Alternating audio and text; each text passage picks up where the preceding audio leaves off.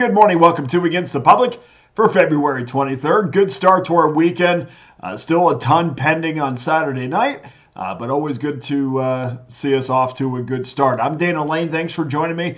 Let's check in on our all-access numbers as we head into Sunday's card. This is being recorded late Saturday afternoon, so hit that link below to see how we finish. We added a 6-2 mark so far on Saturday, and that adds up to our last 7 days, crushing 66% winners, over 1,000 units of profit. That's number one at pickdawgz.com. Our 30-day total continues to climb. It's 62% winners now, 4,829 units of profit, number one at pickdawgz.com. And to break it down just a little bit further, and this is for all access customers, that means every play that I release from every sport. We're on a 13-4 overall run, 885 units won, including 18-6 on sides and 90-48 on total, 65% winners, 3,786 units of profit. And again, these numbers do not include the entirety of Saturday's schedule. Actually, those numbers don't include Saturday at all, so hopefully we're going to improve on those. Obviously, we say it every day. We continue to dominate Sportsbook, so just consider becoming an all-access member. If you're not already, get every play that I release from every sport by doing so. Before we get to your free selection, let's just take a look at how Sunday's a really strong all-access card is shaping up. We're looking at 25 college basketball games. I'm going to pull 4 games from that slate for you, starting with UConn and St. John's. That starts off at 12 o'clock Eastern Time, 9 o'clock Pacific. My college basketball customers right now, 73-43, 63% winners, 2,332 units won, including a 12-4 streak on sides. And an incredible, we've been killing totals, 62-33, 65% runs, 65% run on the totals. Over the last 7 days, bettors have enjoyed 67% winners and 62% over the last 30 days, 2,075 units won, number one at pickdawgz.com. Last 90 days in college hoops, just 59% winners, 4,075 units of profit, adding to 57% winners this entire season, 3,854 units of profit. The NBA gives us a few more options on Saturday, or gives us a few more options than Saturday. We have 10 games on the docket, starting off with the Knicks and the Celtics, 1 o'clock Eastern Time, 10 o'clock Pacific. NBA bettors this year, you're just 45-25, 64% winners, 1,847 units of profit. That includes another insane run on totals in the NBA, 38-13, 75% winners, 2,368 units of profit. Over the last 30 days in the association, my bettors are on a 45-27 run, 63% winners, 1,517 units of profit. The NHL offers up 10 games. We'll start things off with a real good matchup, Edmonton Oilers against the Washington Capitals.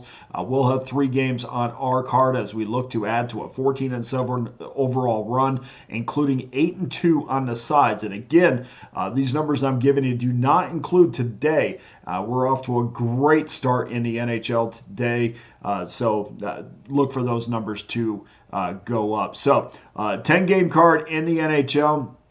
Over the last 7 days, over the last 7 days, we're on a 5-1 run. Again, not including today's games, adding to 60% winners over the last 30 days, over 1,000 units of profit at pickdawgz.com, and that makes me number one overall. This entire season, we're up 1,103 units in the National Hockey League. So don't miss out on tomorrow's card. All plays, all records, all recorded daily at pickdawgz.com. You can hit that link below to see how we did. And for better or worse, they're up there, which is why I love this website above all. Going back, we talked about this yesterday, but I always want to remind you, I got my Major League Baseball season pass on Pick Dawgz. Right now, you get every play I release from right now to beginning of the regular season, the Tokyo games.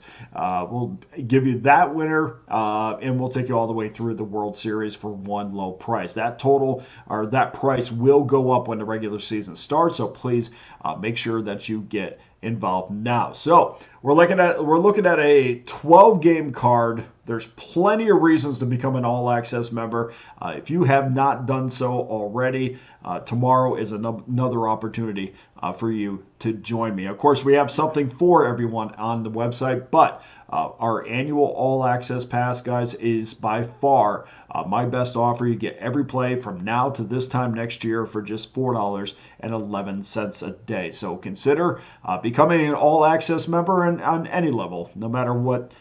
Even if it's a 3-day All Access Pass or it's a year All Access Pass, I appreciate each and every one of you. Okay, on to our free play college hoops. We'll go to rotation number 821, 822. The Owls of Florida Atlantic taking on the Memphis Tigers. Tigers opened up a consensus 9.5, but that was bet down to its current number of 8.5. The total also was dropped. That opened up as a consensus 159.5. Now we're looking at 158.5. Florida Atlantic 15-11 straight up, 10-15 ATS, 14-11 to the over. Owls 5-game win streak was stopped by Wichita State in their last matchup. They were 7.5 point favorite in that game, and they lost that game straight up.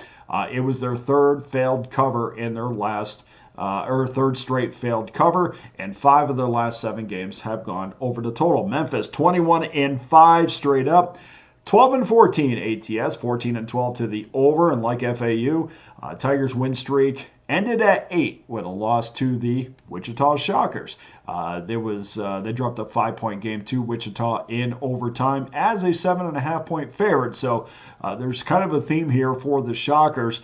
Memphis has now failed to cover 9 of their last 12 games, and 4 of their last 5 have gone over the total. When we look back to the loss to Wichita State on Thursday for FAU, there was a lot of times where FAU could have taken control of this game. And we know, look, on paper, they're probably the better team, but I think with Memphis on deck, I think they were kind of looking ahead.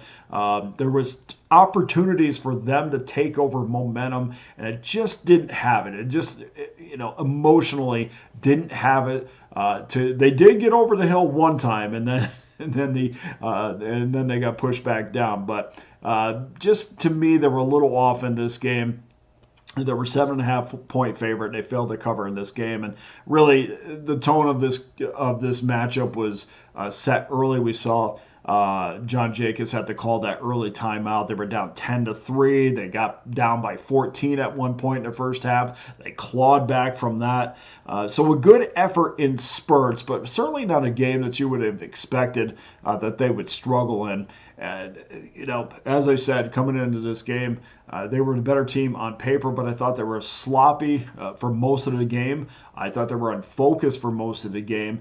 And something, again, with Memphis on deck, it's not something I was totally surprised. But for as bad as they were, for as sloppy as they were, they came back from not one but 2 double-digit deficits.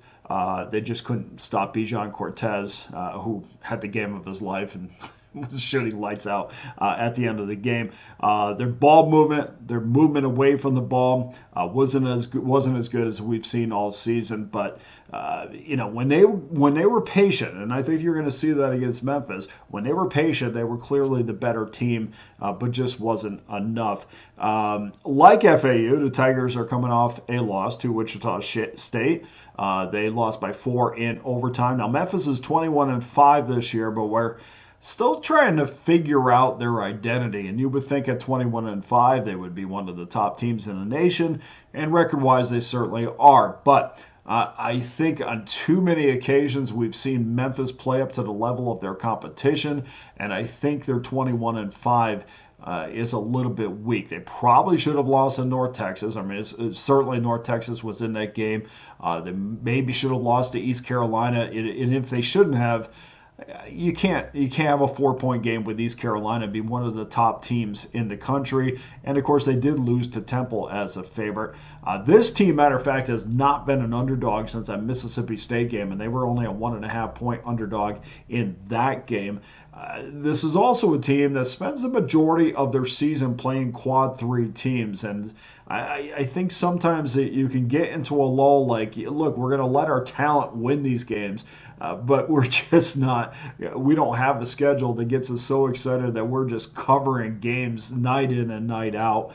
And, you can't be 12.